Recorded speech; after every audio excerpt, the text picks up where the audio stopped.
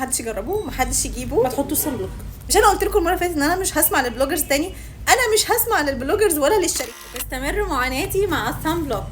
لوكال براندز، البلوجرز، كل الناس اللي بيرشحوا الحاجات، انا اسفه، انا خلاص مستحيل هصدق اي حد منكم تاني. زو جديد ظهر جديد. طبعا انا قلت لكم ان انا هجرب المنتج ده بناء على انه اتبعت لي من الشركه، وانا قلت لهم ان انا مش هنزل ريفيو غير لما اجرب. انا ما اعرفش غيري بقى طلع قال اونست ريفيو ولا ما قالش، ولكن بناء على ترشيحاتكم انا جربت المنتجات دي، ودي كانت النتيجه. انا اديته فرصه لتاني مره، وهقول لكم دلوقتي حصل معايا ايه في اول مره استخدمته فيها. صباح الخير، مش عارفه اقول لكم ايه، بس هقلب الكاميرا هيكون اوضح كمان. يعني حصل ان انا استخدمت المنتج اول يوم، المنتج كان كويس جدا بالنسبه ان هو بيتشرب بسرعه جدا على البشره، ما كانش بيعمل شايني لوك خالص. ثاني يوم صحيت كده، صحيت المكان ده لحد دلوقتي النهارده ده ثالث يوم. اول افتكرت قلت ممكن حاجه قرصتني، وارد جدا يكون حاجه قرصتني وهي اللي عملت كده، بس انا ما حسيتش. بس اخدت مضادات حساسيه واخدت كمان انتي بايوتيك. لحد دلوقتي لسه المكان زي ما هو، ده اللي حصل معايا.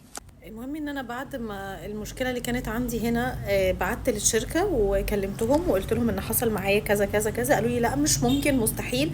فانا بصراحه قلت خلاص ممكن يكون حاجه قرصتني كانت هي السبب، فخلاص اديله فرصه تانية، ودي كانت نتيجه الفرصه التانية. استخدمته مره واحده بس برضو قلت انا مش ريفرنس ونجرب على حد تاني تكون بشرته مختلفه عن بشرتي، فما لقيتش اقرب من اختي. اتفضلي بقى حضرتك معانا، هي بشرتها مختلفه عن بشرتي تماما، ما بتطلعش حبوب اصلا، بشرتها جافه.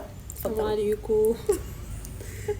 اتفضلي يا دكتور. اصلا ما بحبش احط صن بلوك، انا واحده متصالحه مع نفسي، متصالحه مع الشمس، ليه احط صن بلوك؟ بصوا حصل لها ايه كده، بس انا ليه كده؟